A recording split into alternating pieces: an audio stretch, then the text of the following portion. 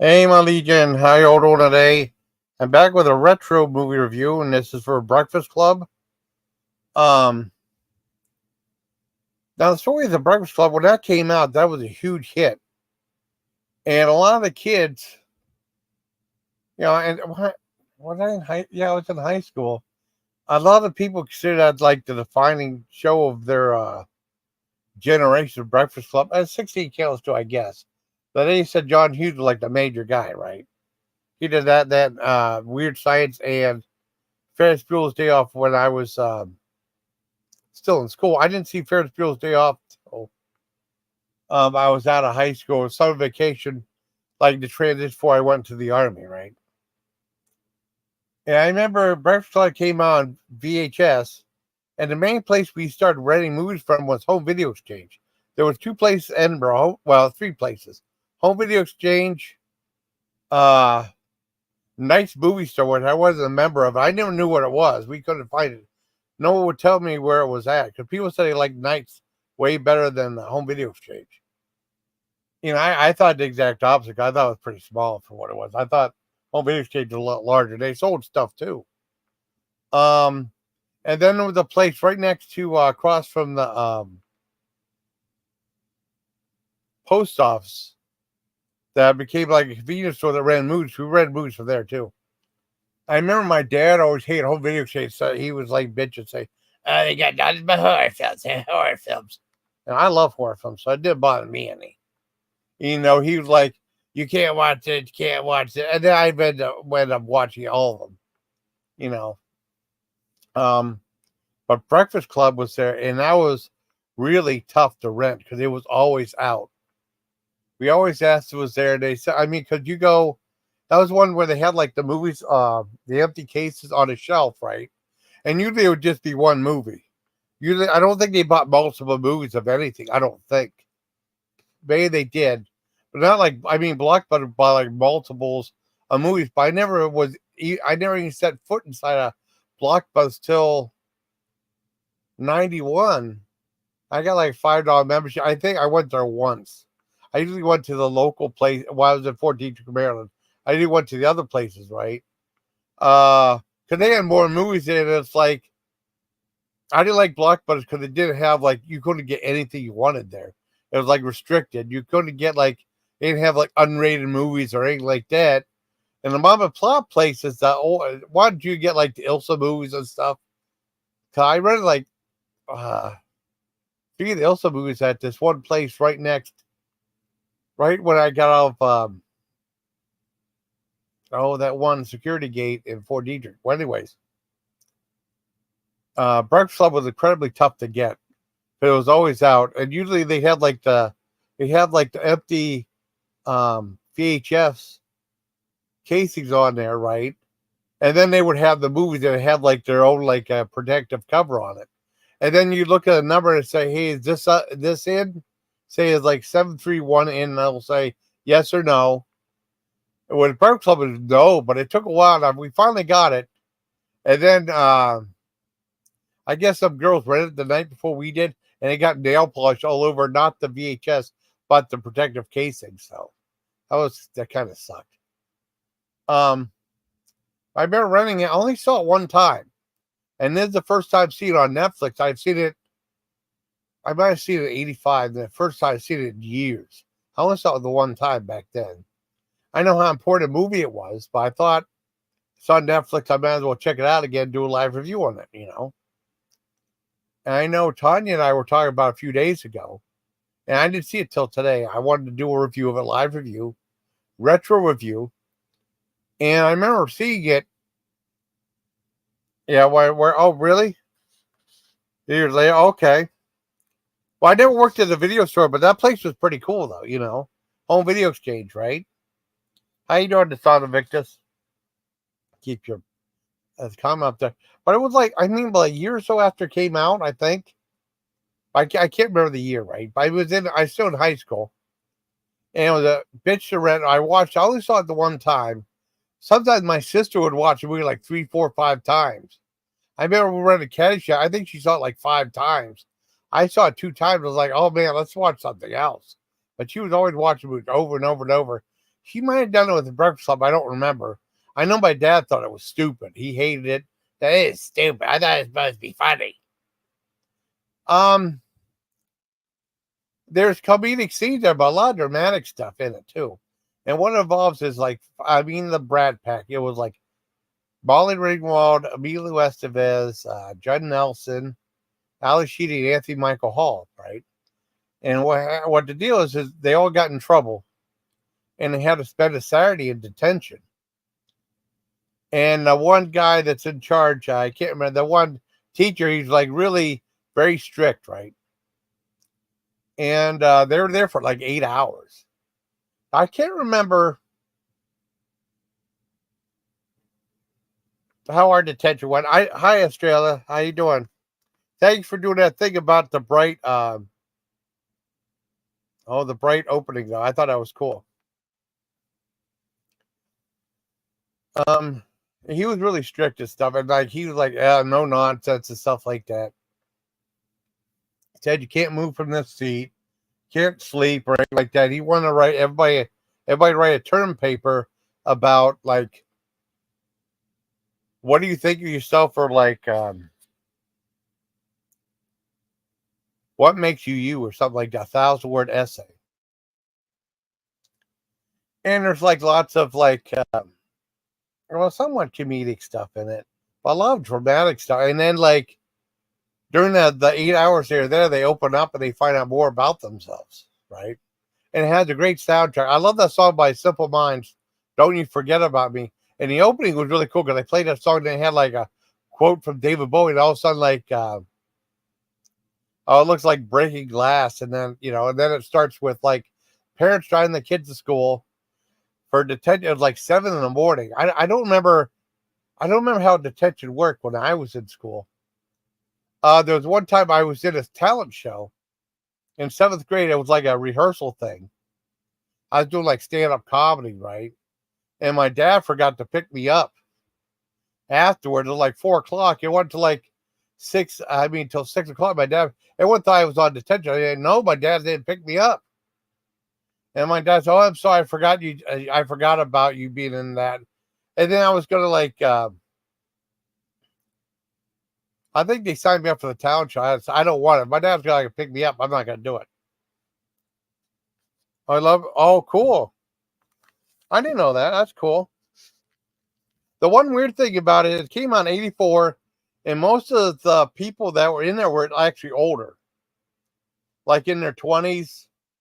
And then, like, I think only Molly Ringwald and Anthony Michael Hall were like 18 when they did the movie. So, I mean, they were pretty much, 18's borderline, because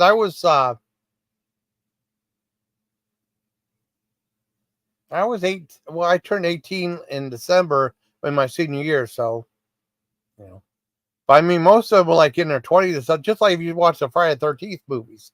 They weren't teenagers. They were like in their 20s and 30s. And some of those movies, they look like they're in their 30s and stuff. Which leads to how silly, or like in Porky, well, that was college, so maybe, I don't know.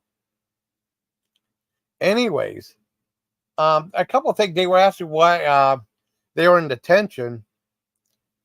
And there were two of the guys, one like Anthony Michael Hall, Emilio Estevez, say some guy takes his butt cheeks together. And then one guy, Anthony Michael Hall, said he had a gun, a flare gun that he found in his locker, and it went off inside his locker. Now, I'm surprised they had to tell people about that, because the gossip trade in school, if you did something like that, they would know. By the word through school go all the way around, and they would know about it. So, I mean, that's different. But it's for the audience to find out. I like the movie. I'm glad I saw it again. I love that song from Simple Minds. I think it's a great song. Don't You Forget About Me,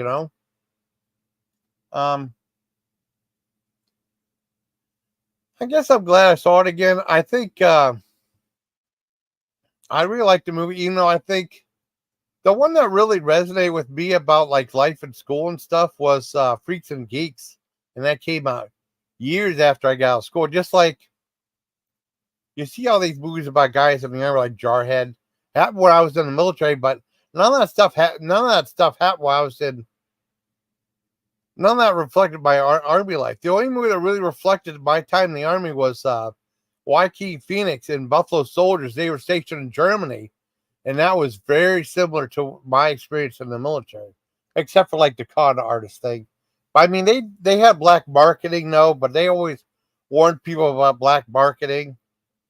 I almost got caught up in that, but some German lady wanted me to buy her some stuff on the PX or something, and then she paid me for it. That I guess that was black. I said I didn't do it though. But I mean, I almost got asked to do that. But I didn't do that though. I don't want to get in trouble. But I mean, I don't think it was. So I mean, but that was what that movie was about. Buffalo Soldiers was cool with Joaquin Phoenix, not the one about. That's the one with Joaquin Phoenix and Ed Harris. Um, Buffalo Soldiers. Anyways, I like the movie. It's pretty good. It resonates with me. Even though I liked Ferris Bueller's Day Off better. I thought that was really funny. I give it a 9 out of 10. I thought it was really good. And like I said, the soundtrack, I mean, Tanya and I were talking about it. And she said she saw it numerous times. I only saw it the one time, and I saw it again today. And I'm glad I did. I thought it was a good show. See what else there was. But as far as like the movie rental places was, I liked Home Video Exchange more because it was bigger and they sold stuff there. I remember there was like one thing, like this one. They had this one cord that you would get like AV cords or audio-visual cords, something like that. And there was like we had one thing that coaxial cable, and we bought one that was all brass, and they said it's supposed to be higher quality or something like $5. My dad bought it, and there was the difference in that one and all. And then we bought a video caster for $50 there. And what that did was, because I mean that was the other house, it wouldn't be here. We tried using that video caster and it didn't work. But I think that's because we had cable hooked up or something. I don't know. I did try though. Or maybe it wasn't hooked up right. I don't know. But when we used to, I mean, I did a video about it. And then Greg Rupp actually commented on something interesting about it. The video caster was something that I guess became illegal and they stopped selling it there. But what happened was it was something that you hook, it looked like a giant hockey puck. And you plug it in, and had like an on and off button. That was it. And you plug in, I think you hook up to your to the TV, and what we'll do is it broadcast that to like the upper TV, the TVs on another. It had to be on like channel 3, and it would broadcast the video up to like another television. And usually we'd go to like there was a TV in my parents' room, a color TV that we get Canadian stations on. I mean, we get City TV on that one. Downstairs, we get like CBC on it. Or then there was a black and white TV, and you could broadcast to the black and white TV too. But the other one in my parents' room was really a lot better. I remember watching like It Lives Again, seeing that, and it was a good show. And what happened was they stopped selling them. My dad said, "Why did you stop selling them?" And they said, "Well, they're illegal, FCC." I don't know if that was true or not.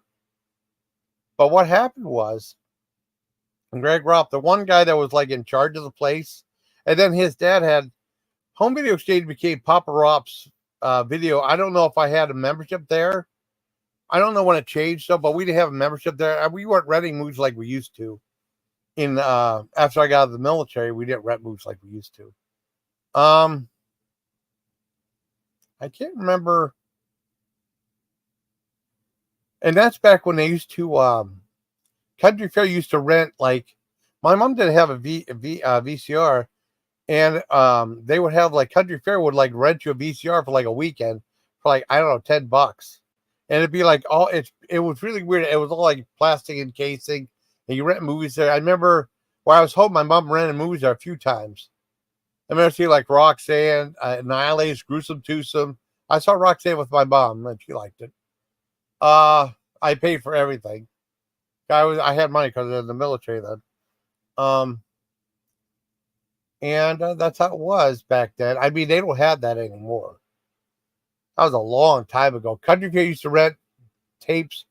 You don't see any place to rent tapes now. It's all about streaming. There's a Red Box outside Country Fair. It's all beat up.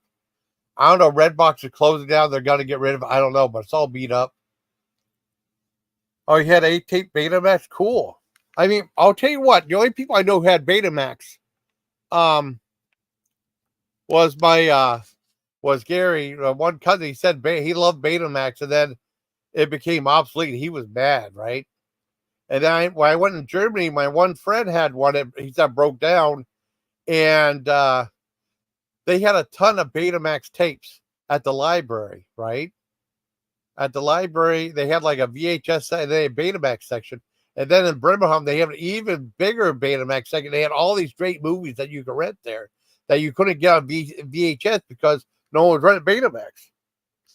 Oh, you call it Beta? Your mom call? Oh, really? Well, I don't know. I mean, there's still outside of Dollar General. I don't know if the one in Walmart's still there or not. It might be. I don't know. I saw a lady restocking Redbox thing. I didn't have my camera. I would have filmed it. And she said, that's pretty neat. And she said, it ain't that neat. I saw one lady doing it. She opened it up. There's a bunch of like little like buttons and stuff like that. I don't know if she put money. I don't know what happened. It's still there. It's all beat up. It's on the outside, open to the elements and stuff. I don't know if she's still if it's still open or not. Well, anyways, back to the video caster. They said, I mean, I don't know if we fed a bunch of shit or not like that. Well, I said, well, we took out because it might be illegal with FCC or whatever. We still had ours. And I know I didn't find this out till I did a video about it. And I don't know. Wonder if there's stuff about on remember, I hadn't been restocked in a year. We had Greg commented on that. And he said the real reason, he told me the real reason why he stopped selling it, because I did a video about it. He commented on that thing. I didn't even know he watched some of my video. I don't know if he does anymore. But anyways, it's okay. I haven't talked to him since I was at sadly, his father passed away, and I was at the dinner they had for him, with me and my buddy. And we talked about like the videos and stuff like that, I did.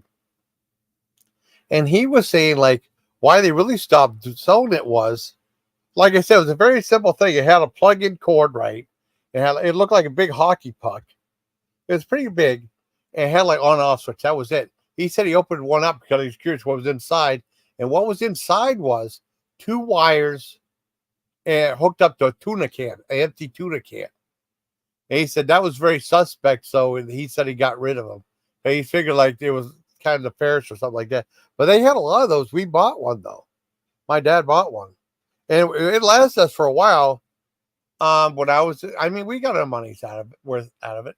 And like I said, when I got out of the Army, before I got I had all my stuff sent to this one storage place, and I had to wait till like 2 months after I was out of the Army to call them up and have the stuff delivered to where we were at, right? And my dad said that we tried it didn't work because I think he had like the cable set up a certain way and maybe that interfered with it or something. I don't know. But that's what happened with Videocaster. I mean, but they sold stuff there too. I think it was like pretty cool. I can't remember. I don't think he offered popcorn or anything like that there.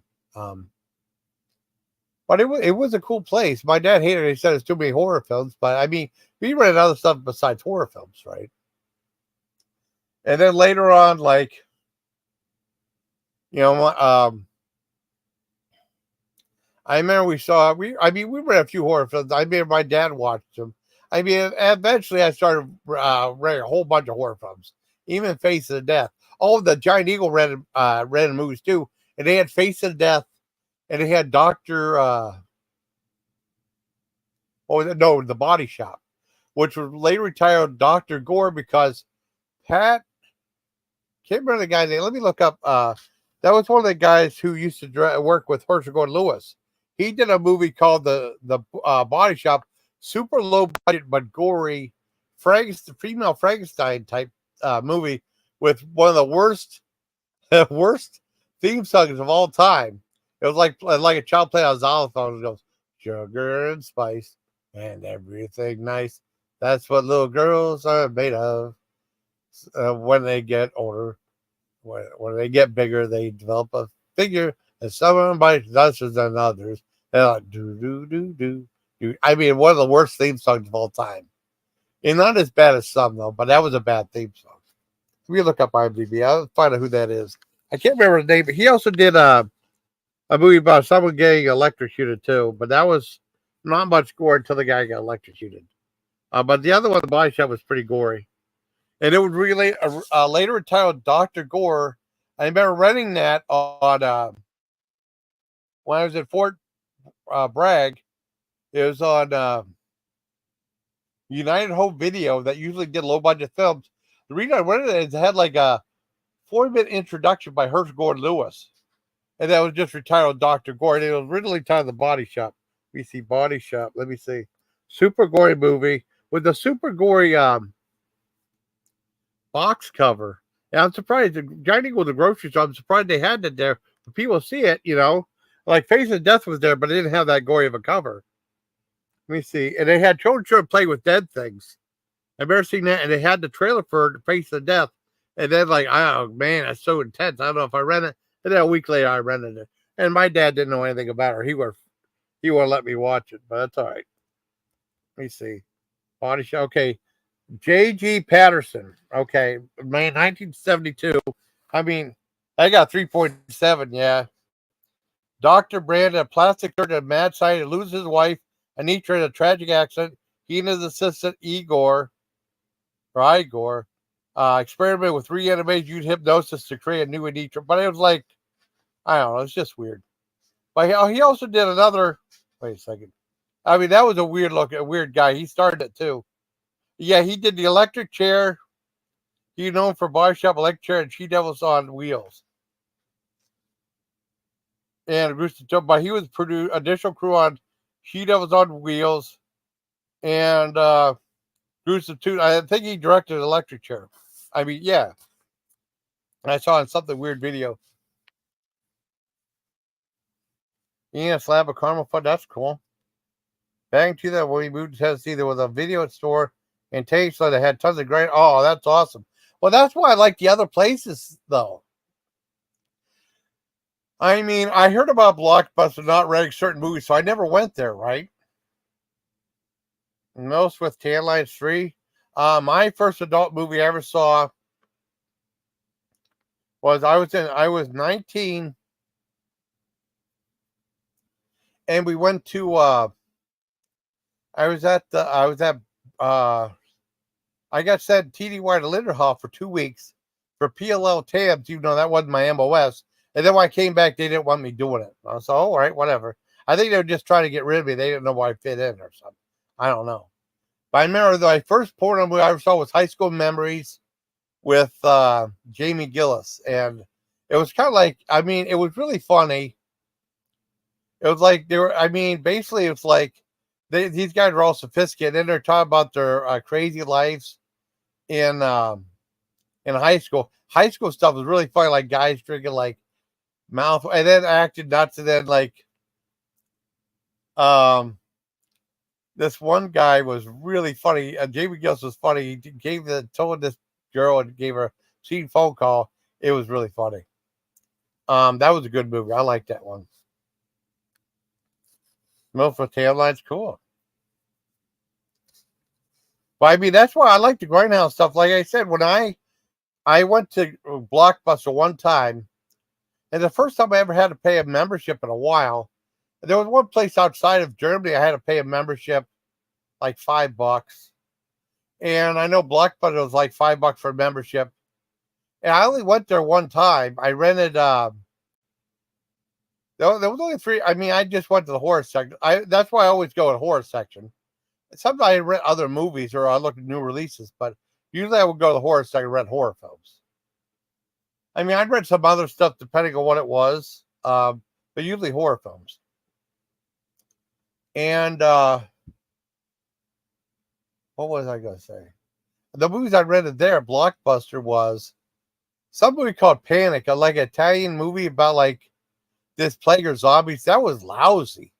I thought maybe David Warbeck was in it. I thought that was actually not a very good movie. I didn't like that. But they also had Zombie-thon and also Horror Hotel, two movies I couldn't find anywhere. Horror Hotel was really good. A campy movie made in England. It had that guy that started Queen Kong that looked like Mick Jagger. I know Dario Argento, he had a movie Deep Red or Professor Rondo or Professor Russo, maybe. Can't remember. And it had some guy that looked like Paul McCartney in it, which was weird. Zombie Thongs. Oh, really? Huh. Oh, no. Zombie Thong. Zombie Thawed. Let me wait a second. No, not Zombie Thawed.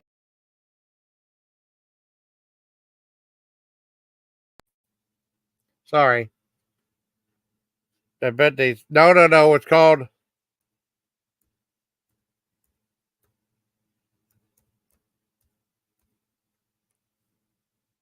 That's what the title is right there. Zombie Thawed. Not Thongs. Thawed. Zombie Thawed. Thon. And basically what that was like they talked about it was another movie made by what's the place that did Richard oh god. It was Wizard Home Video. That was one of the companies that Charles Band owned. I didn't know he owned Media Home Entertainment, right? And then he eventually sold him off to do Full Moon full time that was bought by Paramount, right? But I think Media Home Entertainment went away in 91 or something like that. I remember renting that one action film that had Marvin Hagler in it. What was it? Let's see. Marvin Hagler. I think it was Marvin Hagler in it too. Or he was in Blood Salvage. Marvin, okay. Yeah, Indio. That's what it was. What was Blood Salvage? Was he in Blood Salvage too? Okay, Marvin, yeah, he was in Indio. I guess he did a sequel to it. Yeah, 5.1. That was a weird movie. Let me see who was in Blood Salvage. I think George. I don't know. Wait a second. God damn it. Blood Salvage. Let's see who was in Blood Salvage. I like that movie. You know, it made my back feel weird because they're extracting spinal fluid to make this girl walk again.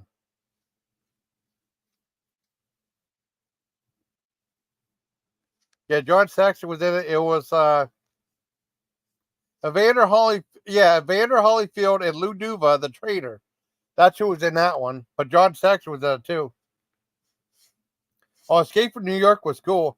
I didn't see Escape from New York until maybe I read it. I can't remember. I read it when in the 80s. I remember getting on DVD,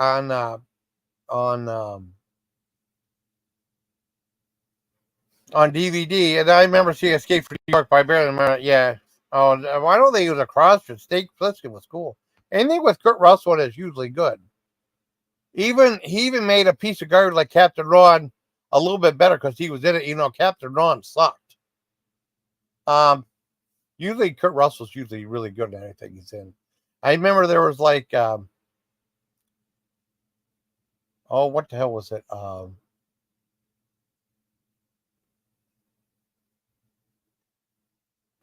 This one girl, Joyce Haywick, I think her name was. Whenever Siskel passed away, I know Roger would look for like replacement movie reviewers, right? To review his stuff.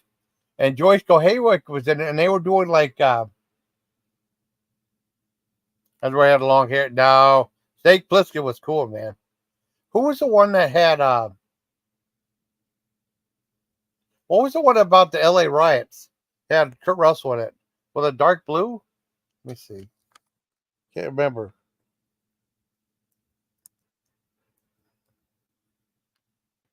Yeah, Dark Blue, right?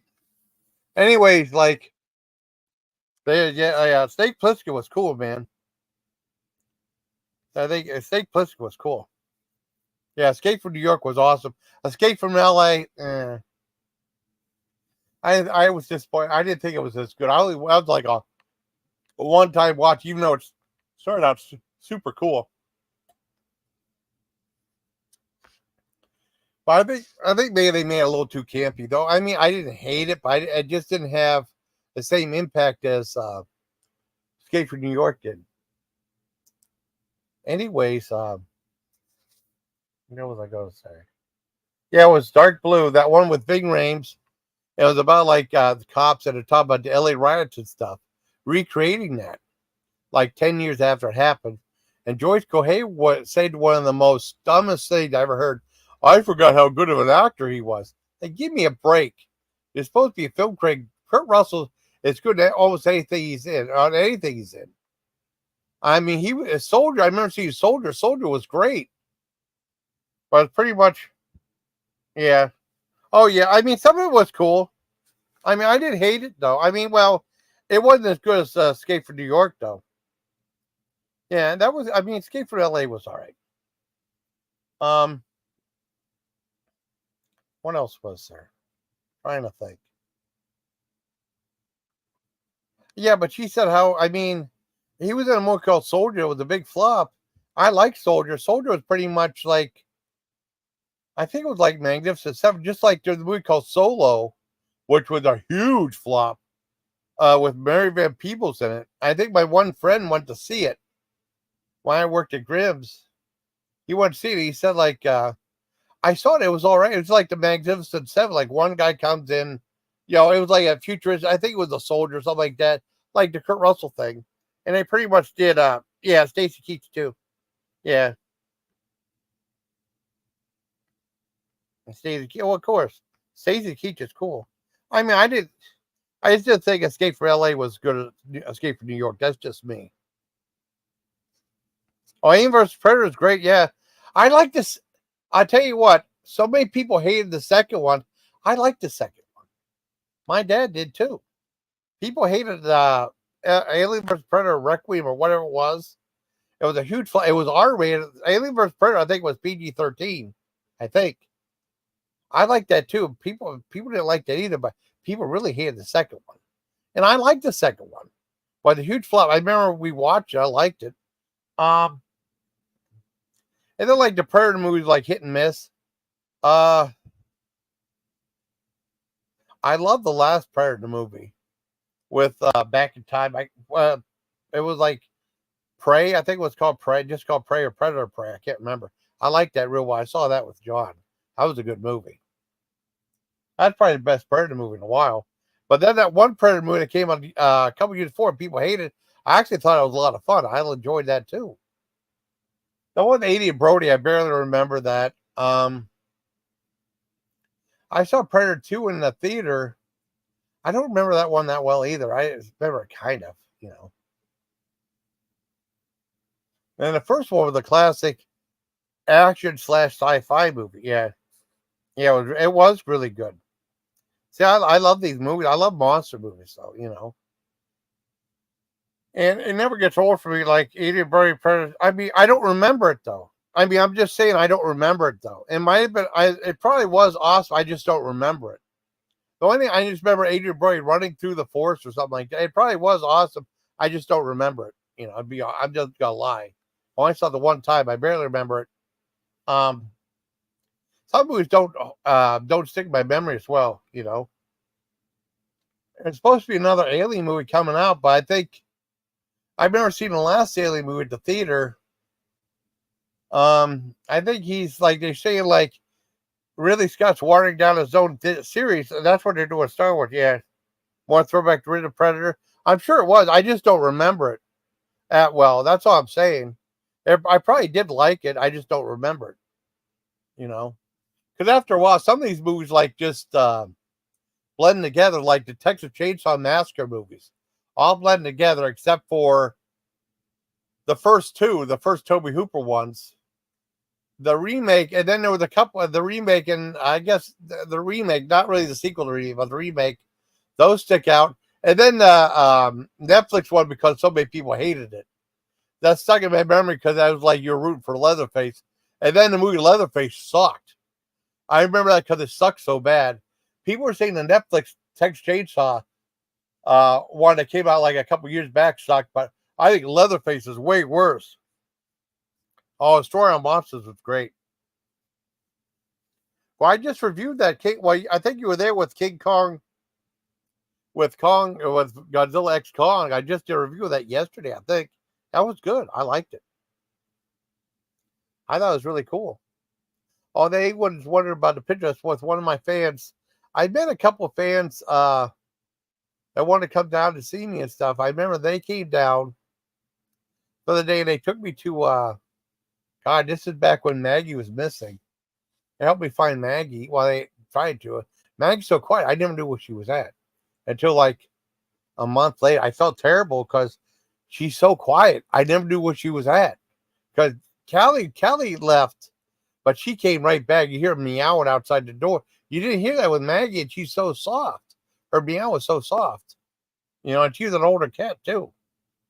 But that's Amanda right there. I remember seeing her, but 2017 or something like that, or later, or 2018. 2009, I can't remember. And we went, no, not 2019.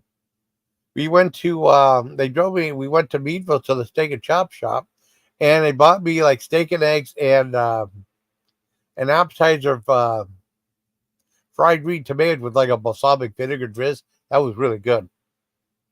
And the chop shops are really expensive. Sadly, they got rid of Famous Dave's Barbecue in Erie. Famous Dave's Barbecue was awesome. I loved it there. I was only there like 2 or 3 times, right? Which was sad. I was there. My sister took me there. I'd never been there before. Way before I started my channel. That was cool. And then Joe and I went there once or twice. I can't remember. But they got rid of Famous Dave's Bar and they put the steak and chop shop in there. And it's so expensive, no one went there. I mean, it was like super expensive. And then became shut down and became a dental place, I guess. And they had a Qdoba right next to it. And I regret never going to Qdoba because it shut down. I think it became Dunkin' Donuts. I regret never going to Qdoba because I heard that's better than Chipotle, but oh well, it's the way it is, you know. I don't get to try a couple of fast food places. But I mean, I really liked Breakfast Club. I thought it was really good. I mean, I saw it a long time ago. I liked it, but I don't. I just don't. I haven't seen it forever, so I thought I'd watch it again on Netflix, do a live review of it. And then people, I know, Miller was asking me why I'm doing like live movie reviews. I was like, hey, why not? Because like live movie review and chat, so it's like the movie review and chat. I mean, because like a lot of times I start live. Oh yeah, Breakfast Club still holds up. There's lots of cool parts in it. I still like the movie though. I really liked it. But they said like a lot of the kids said like the movie of their generation, like in the 80s. I thought, why did you see Ferris Bueller's Day Off till I was out of high school? I thought Freaks and Geeks really defined the 80s, you know? You know, that was like, God, like 10 years after I graduated or what have you, you know, on NBC. It only lasted one season. And people were under me asking why there was unaired episodes of the show. And it ended up being on ABC Family. Yeah, well, it was a monster. I'm sure she was. And yeah, still. Yeah, it did. I think like Freaks and Geeks was more realistic to the kids that I went to school with, you know. And like I said, there was so many episodes, and there was episodes that didn't get aired on the NBC. But if you watch ABC Family, they show reruns of the show, but they edited out stuff. I mean, it was weird because of the TV, but they edited out like more of the swearing and stuff like that. but they showed like the unaired episodes, and it was good. They had the guy who played Tackleberry from Police Academy that passed away. He was in a few episodes. I think those ones that were edited out, you know, as like that one guy's. I think his parents split up, and then he was dating his mom, and then the one kid was mad because he saw his dad. He saw the guy drink out of his dad's coffee cup. Oh, Freaks and Greeks were great. Yeah. Well, it's weird because okay, I tell you what, both Molly Ringwald and Anthony Michael Hall were 18 when they filmed that movie, and also Ali Sheedy, uh, Milo Estevez, and Judd Nelson were all like way older, like in their mid 20s when they did that movie, so they weren't really high school kids. Yeah, I like Freaks and Geeks. Oh, wait a second. How people but we are the same. Yeah, I like that movie though. I liked how it ended because the guy wanted it right. I don't want to give away the ending. I wanted to see it. And also, I like the way how they had the movie "Don't You Forget About Me" at the beginning and towards the end because that was such a great song. I love that song. I remember when Friday Night Videos had came out. I remember having right the video. We had like this one tape that we recorded over and over and over again, and it was like we record a lot of movies on it, right?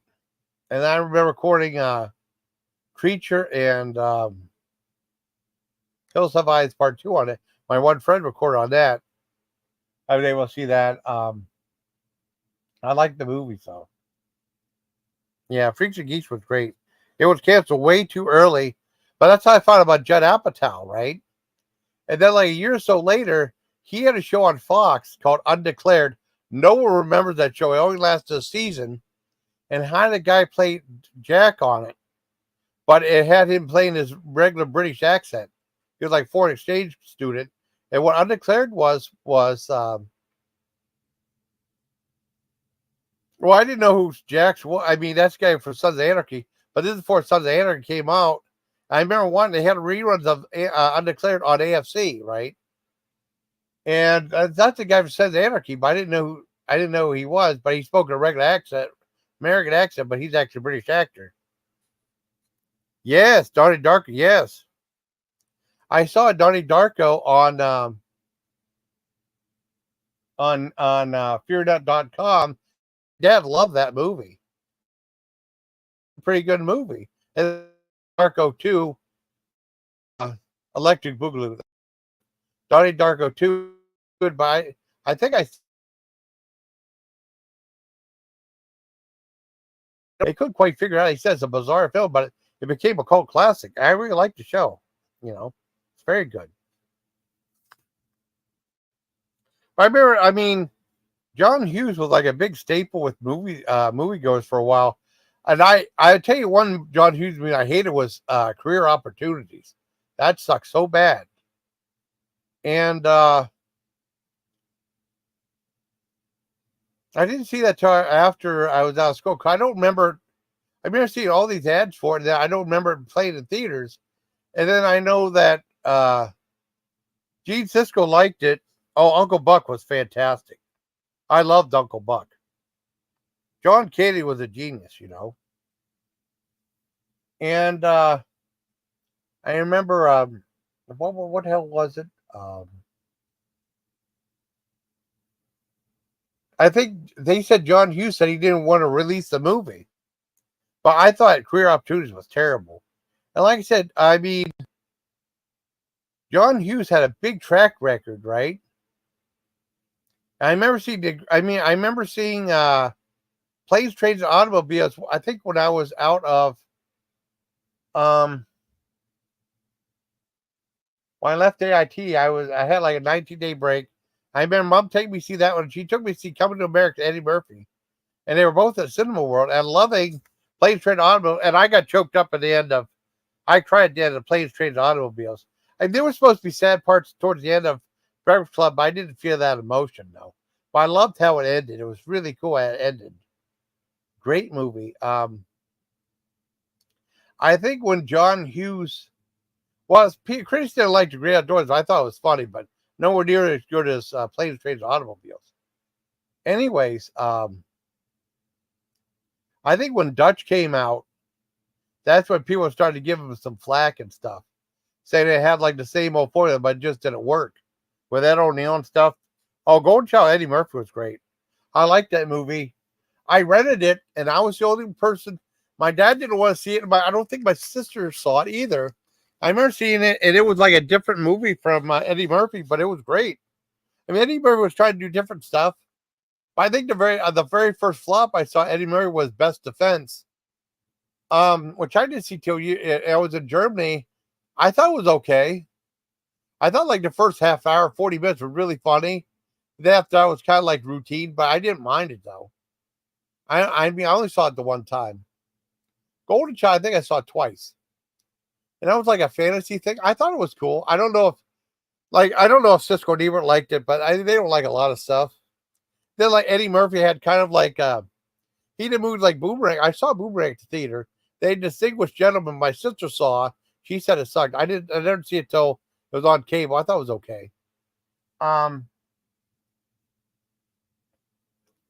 I know Eddie Murphy got crap for Raw too, saying it was too mean to women.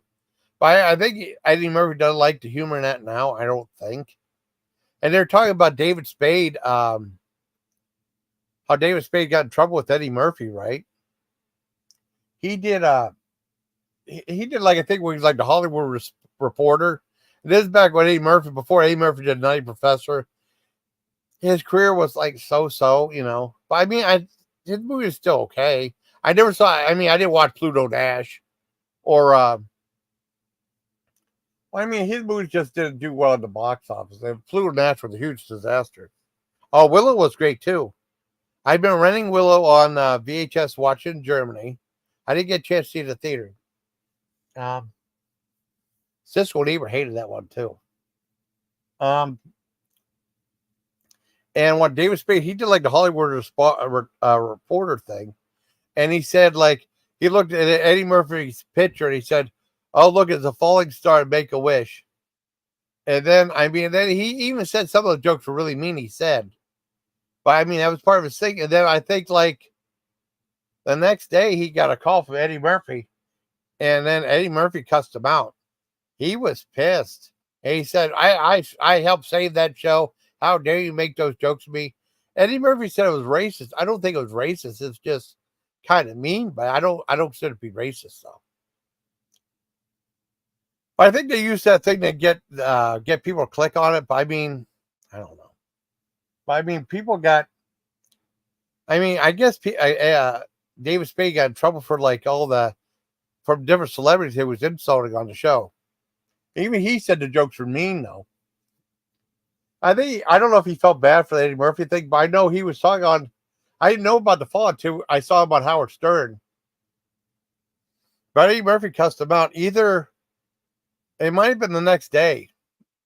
He called him up at Lawrence Michaels, or they said, "Hey, Eddie Murphy wants to talk." He said, "Oh no," and he cussed him out.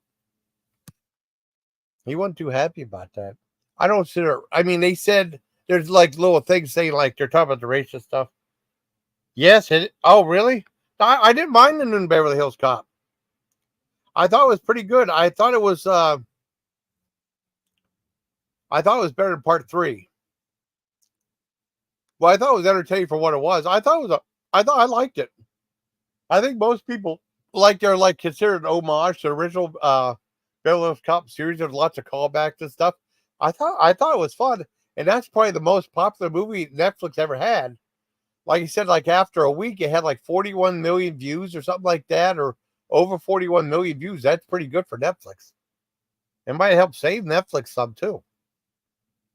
No, I didn't think it was that bad. I mean, I did a live review of that too after the day it came out. As far as Beverly Hills Cop, Axel F. Beverly Hills Cop Axel F. They didn't call it Beverly Hills Cop 4, but they call it Beverly Hills Cop Axel F. The new Beverly Hills Cop movie. If I was rating the whole franchise for worst and best, it'd be Beverly Hills Cop 3, then the Netflix one, then the original Beverly Hills Cop, and then Beverly Hills Cop Part 2, which I liked a little bit better than the original. Oh, well, yeah. Oh, yeah. Well, yeah. Well, I think it was like the. I think it was just a. They call it fan service now. I mean, it was like fan service. That like lots of the people from the original movie were there. Not everybody. Oh, I'll tell you one thing about Beverly Hills Cop you might not known about it. Check this out. Um, Beverly Hills Cop was supposed to be a serious action buddy. Was supposed to be a serious action movie starring Sylvester Stallone, right? And then when he got the script, he rewrote it.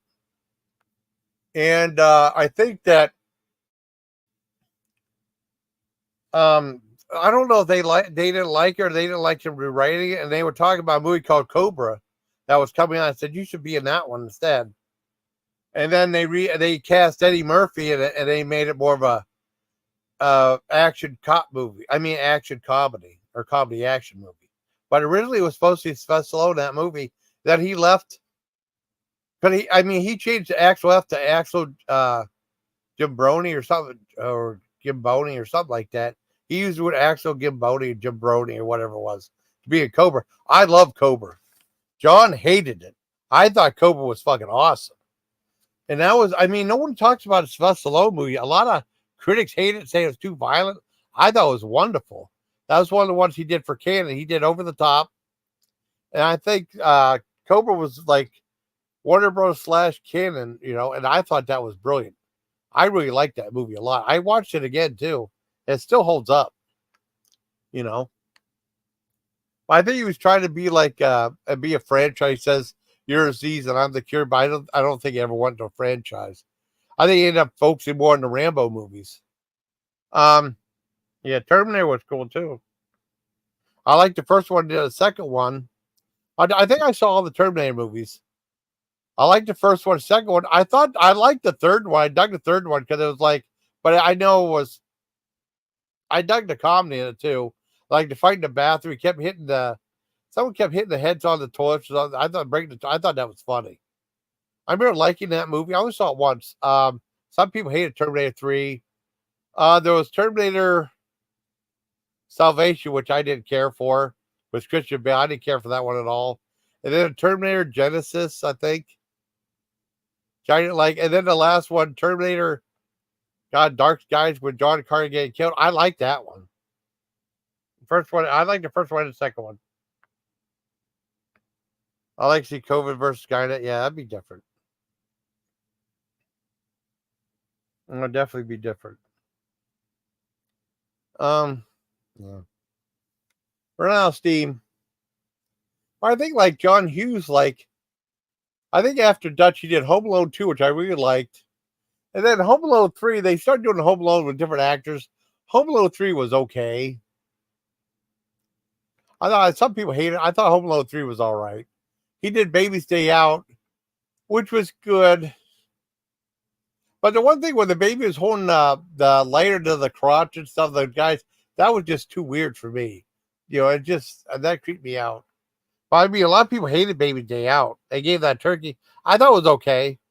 Then after that, you didn't hear that much from John Hughes after that, after Baby's Day Out. I don't think.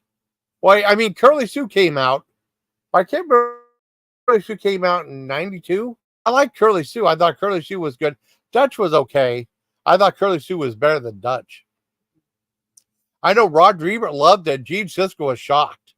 But then Roger Ebert was shocked that Gene Siskel loved Career Opportunities. He said, it's surprising you didn't like Curly Sue, but you liked Career Opportunities that John Hughes didn't even want to release. That's why I was wondering why it didn't play in theaters or played very briefly, because it was advertised heavily while I was at Fort Bragg. Like, when did this come out? It didn't play. I was interested in seeing it. I didn't see it play and it didn't play in the military theater either. And I saw it eventually on maybe Cinemax or something like that. I don't know what happened. It didn't play in theater. I have to look it up. I have to look that up on Wikipedia. Let me look it up.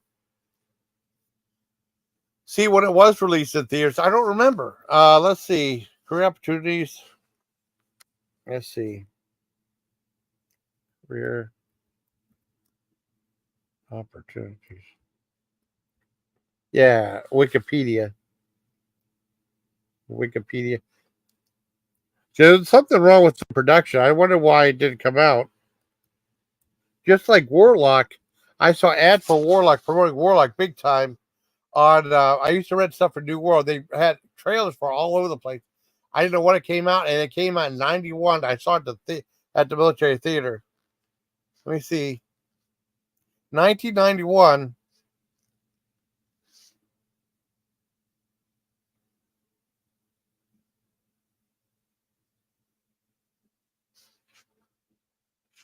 Oh, I said it developed a cult following.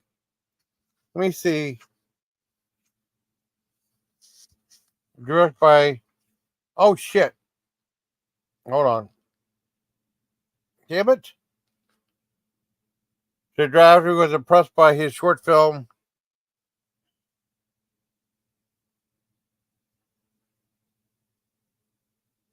Let's see. Yeah, it was shot over the Christmas season.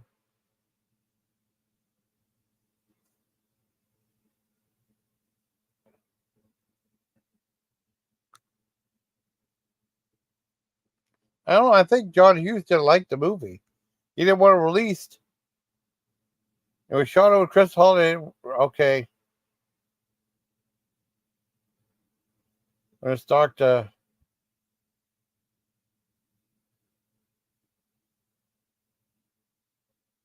I was released in the night. Kid Wonder all night. I don't know. It's not saying about John Hughes didn't want to release. That's what Roger Ebert said. I don't know. I didn't like Career Opportunity. I thought it was like a very vacuous type movie. I didn't like it. The critics didn't like it. And I just didn't care for it. Let me look up on IMDb. I think it said it was 80 minutes, but I mean, it seemed long at 80 minutes, too.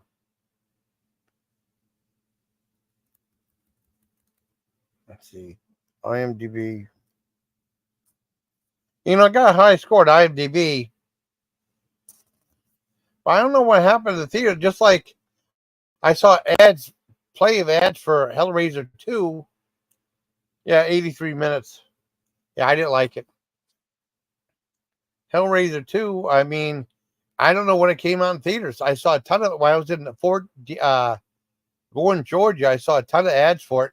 No idea when it came to theaters. I never saw any ads for it or anything like that. Someone said that I was waiting for it to come out. My one friend loved Hellraiser, and my one friend said that he taped both of them, and we made copies of the first Hellraiser. I saw that that might have been one of the last movies I rented from Home Video Exchange. I was there between when I got home between basic training. I remember watching movies all night. It was Witchboard, Easy Money, and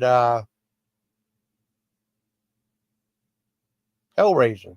I watch those overnight. I stay up all night watching movies. But I don't remember I ever playing in theaters. And then my one friend said, "Yeah, it's been on VHS for a long time." I never saw it on VHS. And then my one friend Tony Cook said he had it on record on tape. I made a copy of it. Me and my friend watched it, and it was weird because we kept falling asleep during it for the longest time. But then we finally saw the whole thing. But we watched it as both Hellraiser plus Hellraiser 2, Electric Boogaloo. And I think we fell asleep all the time during Hellraiser 2, and then we finally saw the whole thing, and we loved it. I mean, it was like an uncut, gory thing. It had like a really interesting. They had like this guy. Oh shit, I'm on the thing. They had like this guy hosting it. And it was really cool how they hosted it too. It's really neat. I'm down to 0 views. Oh, thanks. Well, no, I love the Hellraiser 2. And Hellraiser 3 came out. I don't remember when I ever played in the theaters. I may have played in Canada. I don't remember playing locally here. I remember getting now on Japanese Laserdisc. And I remember Hellraiser Bloodline when they went in outer space. I remember that played at the Mill Creek back when the Mill Creek 3 was still around, because I think like in the we had Mill Creek 6 come out in 92. It was a built theater. It had like 6 movie theaters, because usually the movie house we had there only had like Cineworld, West Plaza usually only had like 4 theaters. And that was it. And I remember whenever think 94 Tinseltown came out, and that was a huge, that was the very first megaplex of movies. I thought Mill Creek 6 was because it had 6 theaters, but no, Tinseltown had about 17 screens or something like that. Huge place with arcade. Well, they had video games and stuff at the Mill Creek 6 too, but huge arcade. And they would serve like hot dogs, pizza, and stuff like that, And that oh, yeah. John Benner, yeah. I mean, I liked it. I thought it was great. Oh, I saw you, Boomhouse. I saw hi to you. You and some girls short review of that Smoky BLT. I can't. She was talking about people who don't work or something like that. Review. She was kind of reviewing it and then talking bitch about something else. I saw your comment there. I said hi to you. I don't know if you saw it though, Boomhauer. But I did say hi to you. But whenever that came out, a lot of the movie theaters went out of business. They shut down. And we had the Village Cinema close by in Edinburgh that had 2 theaters. But eventually Tinseltown put everybody out of business. It closed down all the drive-in, shut down except for the Sunset, which is still open now. I think the West Erie Plaza was still open for a while. Might have closed down in 2007. I know the Mill Creek 6 became a dollar theater. And I know Village Cinema became almost a dollar theater. They were charging like $1.50 for tickets after a while. Like the last 2-3 years they were open. All right, back. Oh, cool, man. Cool. I think that was you. I assume it was you. It said Boomhauer or somebody. Maybe it wasn't you. Maybe it was another Boomhauer. Same avatar. I think it had another number, 0078 or something like that. Maybe it wasn't you, but I don't know.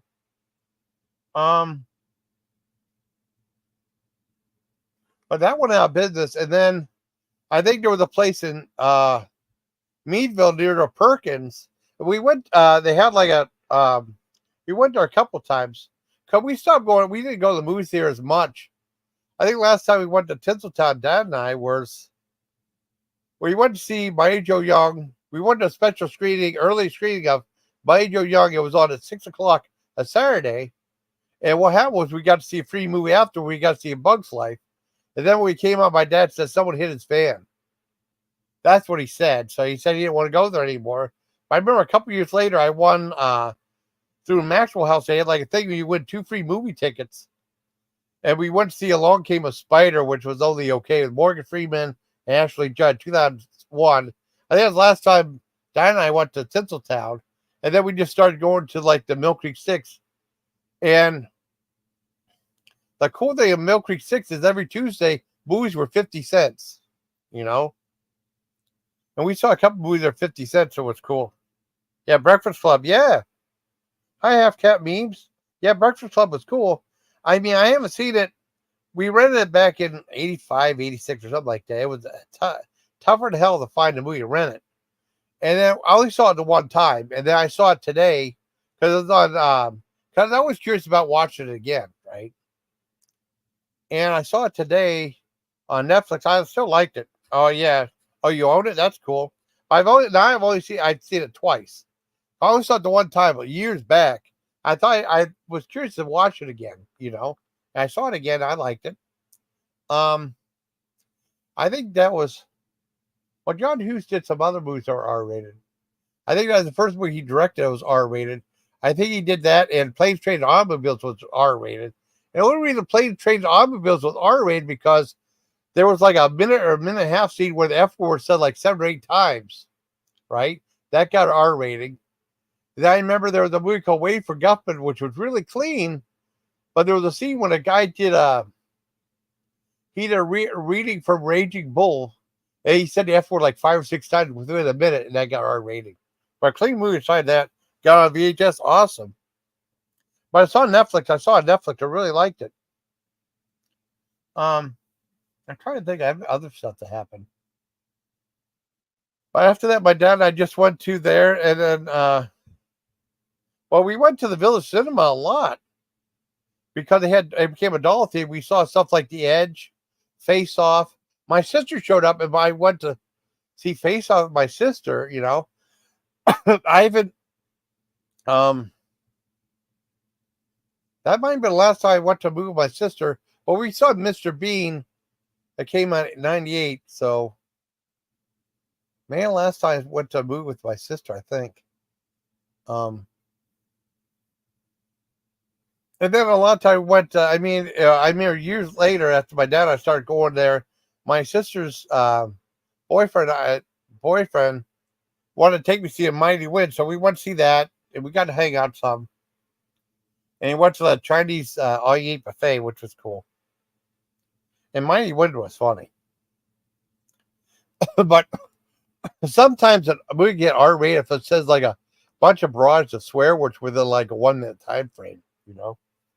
So I have with, well, I mean, they said they have for enough time to get R rating, but same with Waiting for Guffman. The whole movie was clean except for that 1 minute. Same thing with Planes, Trains, and Automobiles. There would have been PG-13 along with Waiting for Guffman. The Waiting for Guffman was really funny. And that was the same people that did Spinal Tap and did A Mighty Wind. And then they did For Your Consideration. Oh, they did Best in Show. And then For Your Consideration, but no one remembers that about the Academy Awards. That was funny too. That was about it. So I don't know. I think I'll be starting to wrap it up. Because this isn't a drama. This is all about movie chalk and stuff. Did a review, did a bunch of yesterday, the one that King Kong one did really well. I don't know how well this is going to be. I went down to 0 viewers, which is fine. I don't care. No drama, so there's not too many people over here. Some drama in the one yesterday. That was different. They go to 10909 and be enough to do something else. I'll do station identification right now. Do a little something different. I like doing these live movie reviews. It's cool. And I can talk about anything I want. Welcome, Legion, to the Jason Callan channel.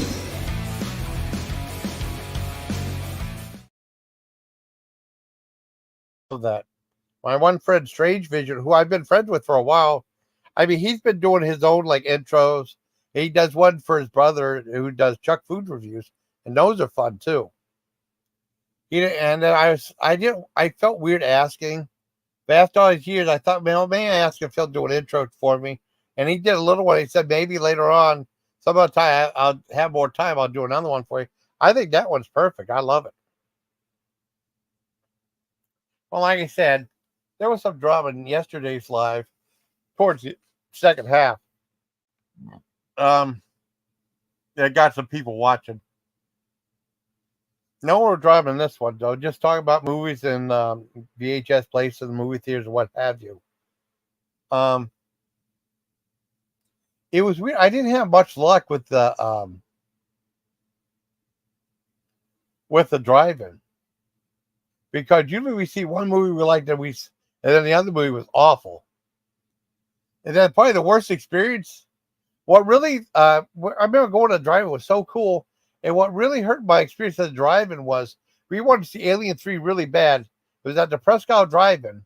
That and the Sunset were the main ones we went to. Prescott Drive-in closed at 97, 98 or something like that. And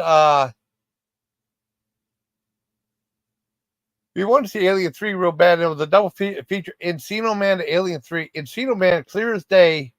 Alien 3 was so dark, I couldn't tell what the hell was going on. And that really hurt my driving experience.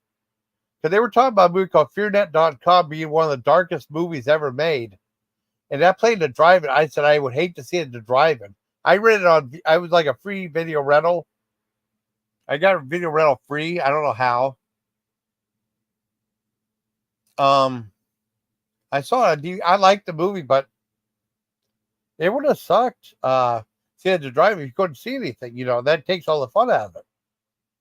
And I thought Alien 3 was a huge disappointment. I think the first two, I like Prometheus. Some people hated Prometheus. I thought Prometheus was awesome. And I love the first two Alien movies. I love Prometheus. And I like it. But the thing I had with the drive-in is usually one movie would be good and the second one would suck. And then at one time with both movies, I didn't care for both movies. But I think after I got in the Army, I think the best double feature I saw was one of the first one at Sunset. We saw Three Ninjas, which came with a free cartoon at the beginning, kind of like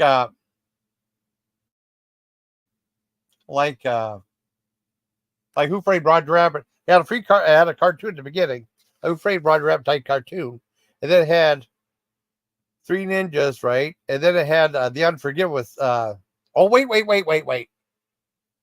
No, that wasn't the one. No, that wasn't the one. Because the second movie was Buffy the Vampire Slayer, which I fucking hated. No, that's not the double feature I was talking about. No, it was a much forgotten movie called Stay Tuned with John Ritter and a very sexy Pam Dauber.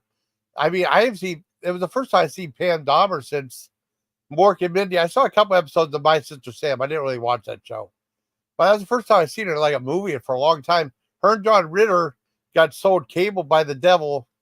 It was like a thing about like TV shows that are messed up. And there was a scene directed by Tom Jones where they became cartoon characters, which was great. I love that movie. No one remembers it though. And they had shows like My Three Sons of Bitches and the David Dukes of Hazzard, which I thought was funny.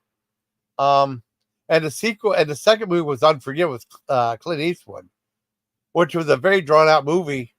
And it was weird because Gene Hackman said he didn't want to make that movie because he said he doesn't like violence. And he was in some really violent movies, including Narrow Margin. That was very violent, which surprised me. Gene Hackman said he didn't like violence, but he was in violent movies before, you know. Unforgiven was really good. That was the one that won Best Picture that year for Clint Eastwood. Super long movie though, but I really liked it. Dad did too. That was the best double feature. But usually the other one would be like a movie we didn't like.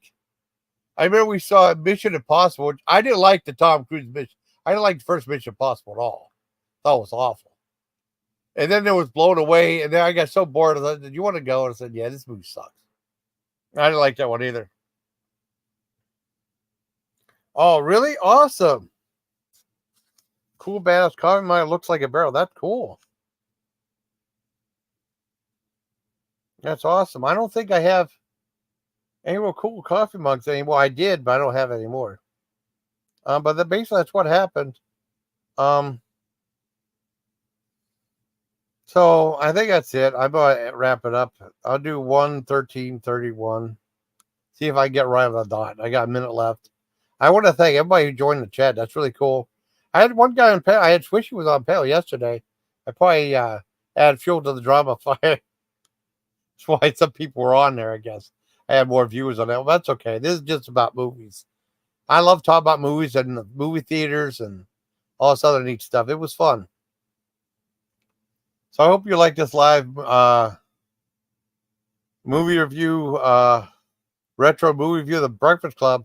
First time I see it, so I read it back in like 85, 86, so it's been a while. So I hope you like this movie. I hope you learned. Maybe you learned some stuff about movies. Maybe. I don't know. Uh-oh. Who Bucky is? Oh. Oh, really? Oh, that might have been you might have got a coffee mug from Bucky's. That's a giant gas station. I never been there. There's a Bucky's gas station. It's like the King Kong gas station, right? Like there's like I don't know, like 30 gas pumps. I mean, it's like a tourist trap plus gas station. Lots of food. They have like brisket. They do brisket. They do their own barbecue. They have a line of all beef jerky. I mean, some of the items are pretty expensive. Bucky's, yeah. Bucky's is like a gas station. It had like a beaver as their mascot. Yeah. And Bucky's is the name of the beaver on there too. Never been to one. I'd love to go to one. Maybe they'll open one in Erie, but I doubt it. That's more like a tourist trap type thing. But it requires a lot of land, though. I mean, that place is huge. Yeah, that's what Bucky is. Yeah, Bucky. Bucky from Bucky's giant gas station. I mean, the fancy one we have like two real local. They have like, well, there's a couple. There's like a Red Apple. There's a teeny tiny Get-Go. There's bigger Get-Go's that sell more stuff, but there's a little teeny tiny one, Edinburgh. There's a Red Apple. The main one is Country Fair and Sheets. And Sheetz is really cool. Sheetz had a big makeover. It looks pretty awesome. I know I did a review of it showing the inside. They have a kiosk you can order from. The food from Sheetz is really awesome. I like the food from Sheetz. And my one friend, Ukulele Sherry, said, like, I ran a gas station, you'd be real simple. He said that some they look like freaking palaces now. And I think that Sheetz looks really nice inside. They have a huge line of slushies. I never tried those. I usually would just get or from the kiosk to get stuff, you know. But I mean, I like Sheetz real well. Yeah, I should get like some slushies from them. That'd be cool. But oh man, I got off on a tangent again. I might wrap it up. I'll go 116 with 16. And that's from Bucky is a giant gas station. It's kind of like a tourist trap / gas station. There's supposed to be more coming to the country, more spreading around. It used to be a regional thing. There's more and more coming about. I don't know if we'll get one in the area, but we might. We don't have a Trader Joe's either. We might get one in the future. I don't know. I want to go there too. So I hope you like this video, everybody. Thank you, everybody in chat. Until next time, everybody, please, goodbye, everybody. Good night.